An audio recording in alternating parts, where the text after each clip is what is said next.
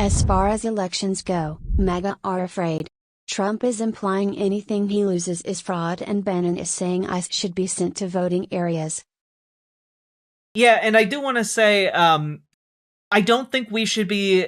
Obviously we should be vigilant, and obviously the Trump administration is going to try some shit with the upcoming midterms. But keep in mind, ICE currently is understaffed for the type of action it is trying to do. Like, they had to pull people off of other states and other missions around the country in order to reach like 3,000 people, 3,000 agents on the ground here in Minneapolis. The amount of polling locations on election day is in like the tens of thousands. It is not the kind of thing where like 3,000 agents can rig the entire election. And it is not the kind of thing where they're just going to be able to gun you down in the streets. What it is going to mean is that we're going to have to organize together to march to the polls. We're going to have to organize to make sure, our polls are safe and folks can safely vote. But much like voter suppression attempts in the past, we're going to have to be brave when we go to vote. And so, also, I will just point out another thing that I think is accurate. Donald Trump doesn't have the logistic ability to suppress people here in a small, mid-sized American city. Even assuming some level of ICE beef up of forces, right? Logistically, the challenge of trying to deploy that many ICE officers across that many locations is beyond their ability. It like, we're talking like you need like military expertise in order to pull something like that off, and it would still be incredibly difficult. And like, Donald Trump is weak and stupid. Stephen Miller is weak and incapable of that kind of planning. Letitia James has learned from MN. She's started a legal observation project. That's the exact kind of thing we need here in Minnesota.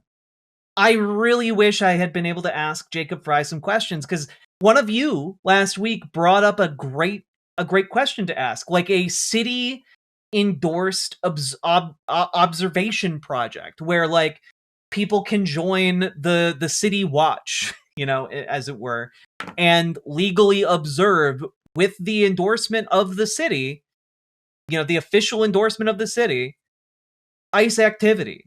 Lend the credibility of the city to the observers who are taking on the risk of following ICE agents and legally exercising their rights. So that's yes. I'm glad Letitia James is doing what she's doing over there. Sorry, you're blue. Thank you for the $5 dono. Also, Shoot Bang, you had a great question that I just didn't answer earlier, but I wanted to answer now. Why do you think so many congressional Dems are so afraid of defunding or dismantling DHS? Is it a temperamental thing? Is it an ideological thing? Do they actually like the violent immigration enforcement, or do you think it's something else? It's electoral. It's because Democrats have consistently, for like the last, frankly, since like the war on terror, since George Bush, pulled worse on immigration.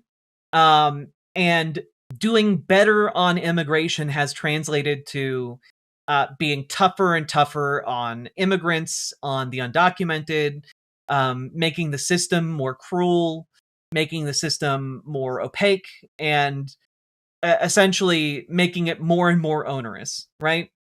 And you got some centrist Dems who are just like, yeah, no, I think the torture is good. But most of them don't think it's good. Most of them think it's bad.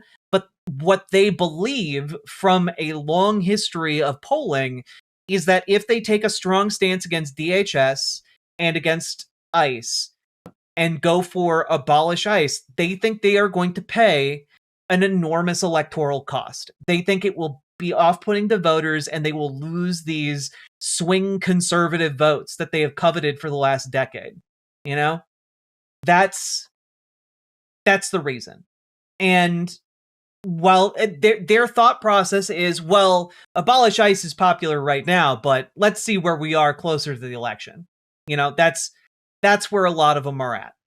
But aren't there going to be poll watchers and it being legal to carry guns into voting centers? It's not legal to carry guns into voting centers. You can't, in fact, just bring a gun when you go vote. That's actually not legal. Any idea where we can send that suggestion? I guess to like Mayor Fry's inbox. Also, aren't those swing conservative voters also dying off? I mean, yes.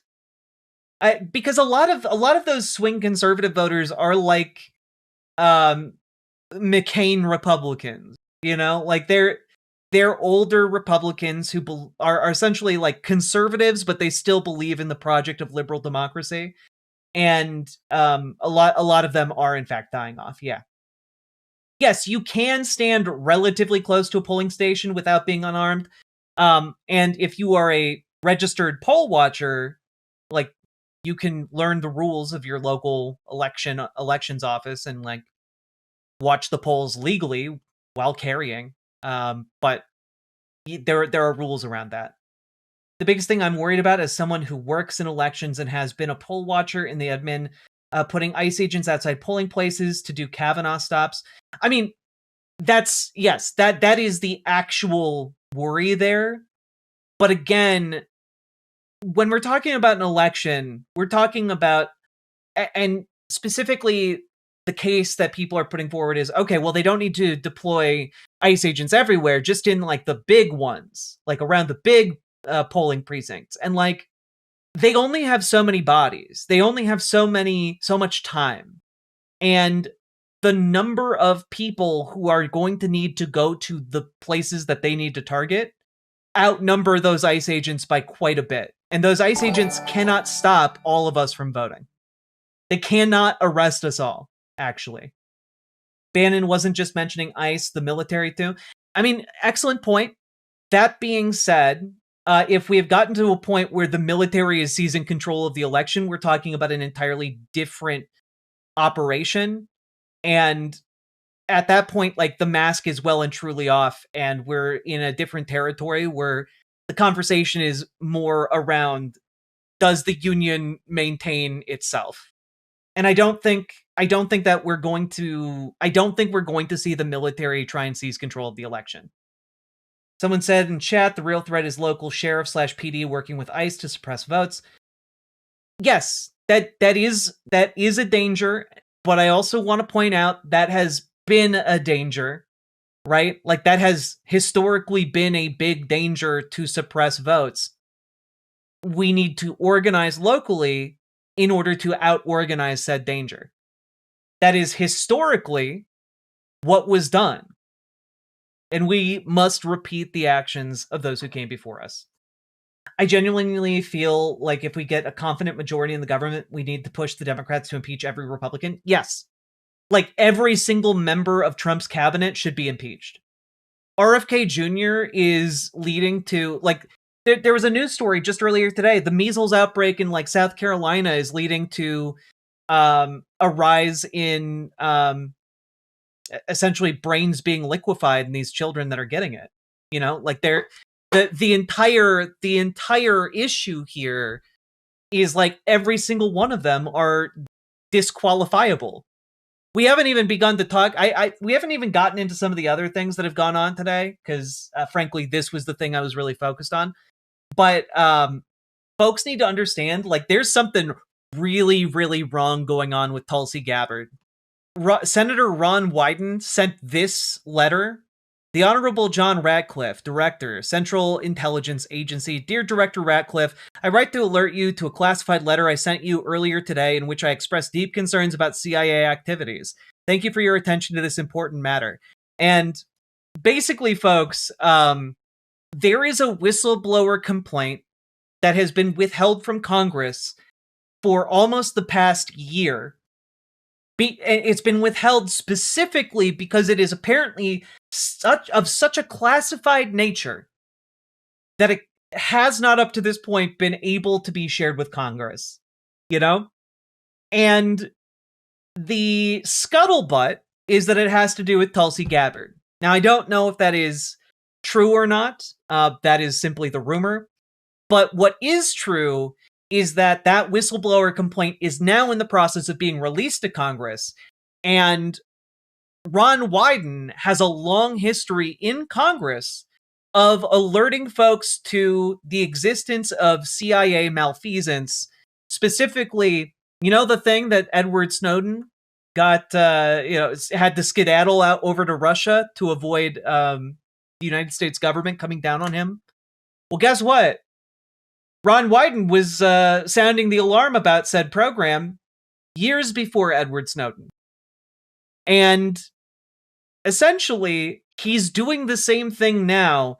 So that should really indicate to you guys the severity of what is happening behind the scenes at this point. Yeah, like really, we're kind of at a moment of like, oh no, that's really bad, and we'll have to see kind of where things go from here. But yeah, oh gee, could it be Tulsi doing shenanigans with her classified stuff with her daddy Putin? Might be. Who can say? You know, it's also worth noting that Tulsi Gabbard politicized the inspectors general, you know, the people who would otherwise be investigating government agents and government officials doing illegal things. So, yeah. Like, the level of bad that this is really, really hard to emphasize. But I think the example of Edward Snowden had to flee to Russia in order to avoid being held, in like a CIA black site somewhere. That's pretty bad. That's the level of bad this is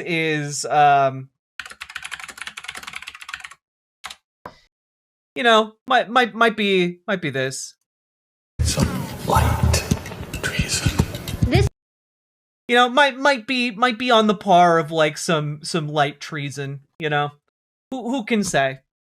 It's not good. Not good. That being said, I would say we have a pretty good shot of being able to maintain our electoral mechanisms. Donald Trump has been ranting about federalizing the election. There's no practical way for him to do that. And I don't think people are going to just passively accept that. And also, I think that we're in territory where Donald Trump and his administration are trying to get away with a maximum amount of lawlessness. And they're thrashing around to see what sticks. They're throwing everything at the wall to see what might stick. And we'll have to see what does. But right now, people are aware and people are angry, and he hasn't even begun to mess with the elections yet. You know, in any large way, I suppose. You can't say he hasn't started to mess with the elections, because he started to lay the groundwork to do so. But you know, people are already marching in the hundreds of thousands around this country against the administration. That's only going to go up. So, folks, all that being said, hit that follow button, hit that subscribe button, hit that like button. You know, let me know what you thought about all this in the comments. I saw some people being like calling it a neoliberal roundtable, but you know, I think this problem is a lot bigger than what any of our leftist groups alone can tackle. We need to be able to get some level of cooperation from folks who might not agree with us 100%. And my goal here is to get ICE out of Minnesota and to abolish ICE and abolish DHS. And I want to get close to these folks who are in power so that I can maximize the amount of leverage we all have. That's my goal.